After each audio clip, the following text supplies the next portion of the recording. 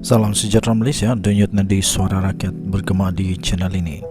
Terima kasih kerana bersama-sama dalam channel ini untuk mendapatkan berita-berita dan ulasan-ulasan terbaik untuk seluruh rakyat Malaysia. Bagi anda yang pertama kali bersama-sama dalam channel ini, sila tekan butang subscribe, like dan share. Malaysia kita punya, cintai Malaysiaku, kita jaga kita. Sekali lagi, bagi anda yang pertama kali, sila tekan butang subscribe, like dan share. Kita mulakan berita menarik hari ini. Salam sejahtera Malaysia, denyut nadi suara rakyat bergema di channel ini. Terbaru, Wan Saiful terima notis SPRM. Timbalan Speaker menasihatkan untuk membuat laporan polis. Ahli Parlimen Tasik Glogor, Datuk Wan Saiful Wan Jan hari ini memberitahu Dewan Rakyat bahawa beliau telah diberikan notis oleh Suruhanjaya Pencegahan Rasuah Malaysia SPRM untuk merakam percakapannya.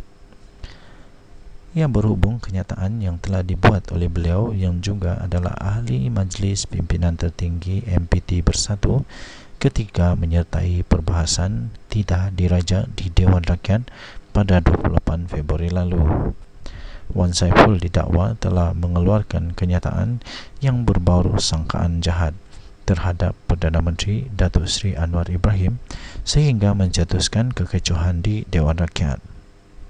Berikutan itu, Wan Saiful diarahkan Yang di-Pertuan Dewan Rakyat Tan Sri Johari Abdul untuk memohon maaf dan menarik balik kenyataan itu. Wan Saiful berkata notis itu mengganggunya sehingga memberi tekanan yang tidak wajar kepada beliau sebagai ahli parlimen.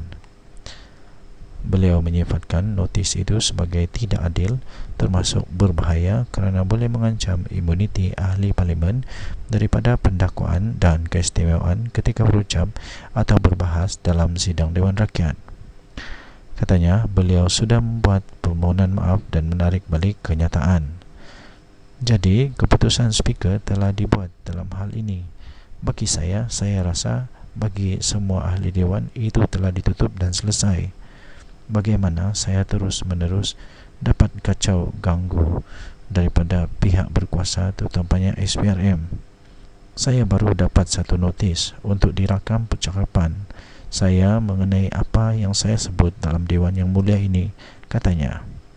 Tambahnya lagi, saya berpandangan bahawa apa yang saya sebut telah diselesaikan oleh speaker.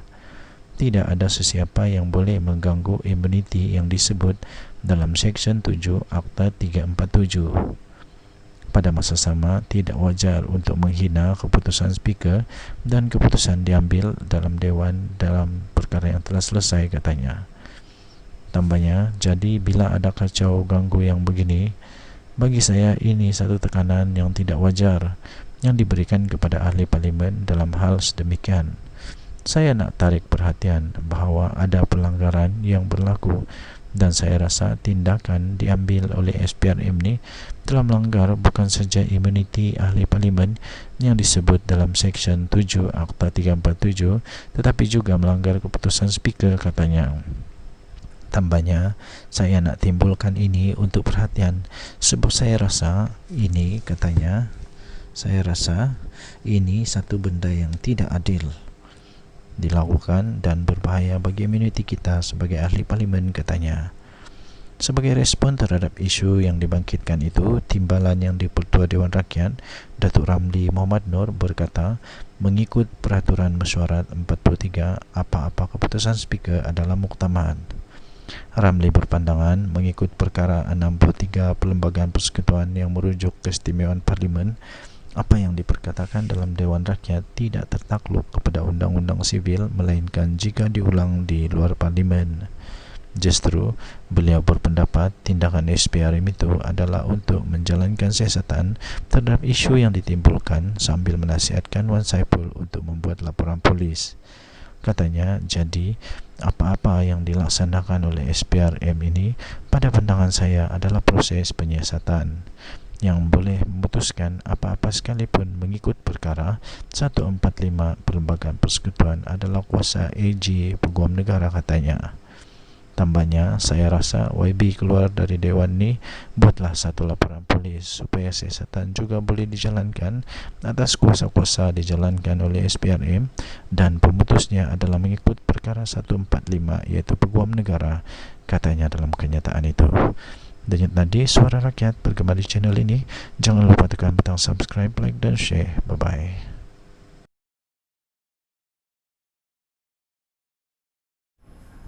Salam sejahtera Malaysia.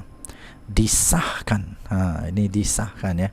Saya ingin sahkan bahawa perkara ini betul sudah terjadi. Ini bukan akan, ini sudah. Kalau past tense Inggrisnya itu sudah past tense, sudah berlaku. Jadi ini bukan lagi satu andaian, ini bukan satu lagi hanya satu cerita-cerita kedai kopi ke apa, tidak. Tapi ini betul-betul sudah berlaku. Seorang adun daripada Perikatan Nasional, seorang ahli politik daripada Perikatan Nasional, akhirnya mengumumkan menyokong kerajaan. Betul lah apa yang dikata oleh Bukit Gantang.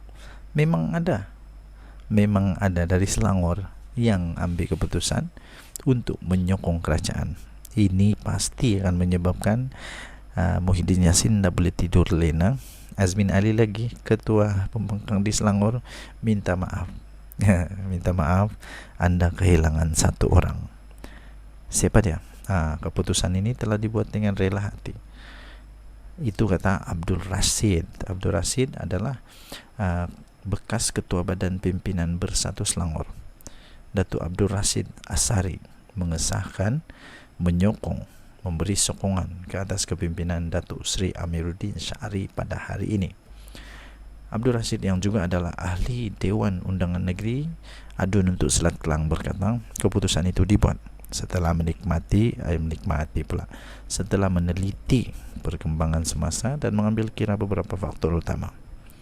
Beliau berkata, ini pengakuan dia. Jadi harap-harap orang-orang Perikatan Nasional jangan kasih pusing-pusing, sebab ini pengakuan dia sendiri.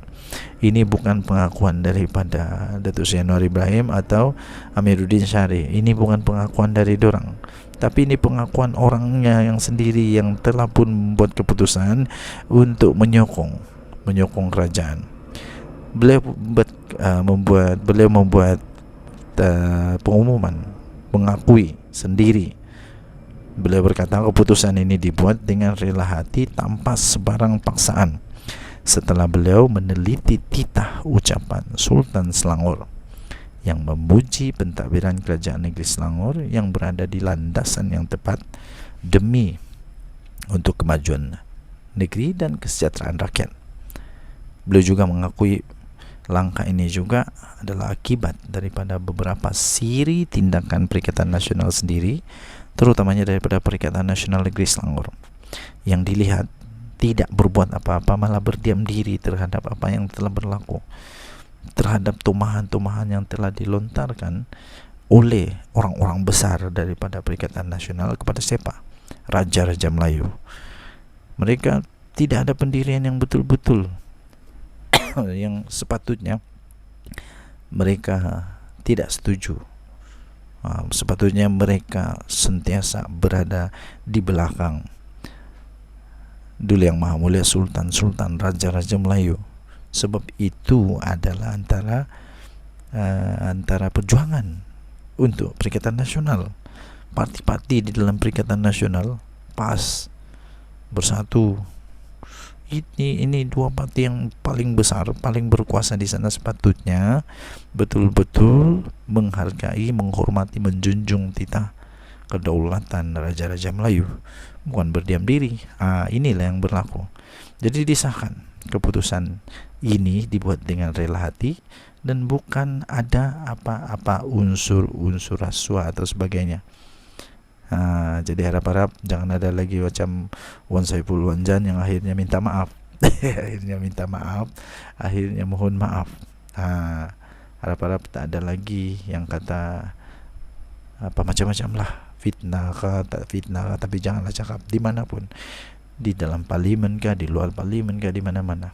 Sebab yang nanti yang masalah diri sendiri. Kena siasat, susah juga. Denyut nadi suara rakyat bagaimana channel ini. Bye bye.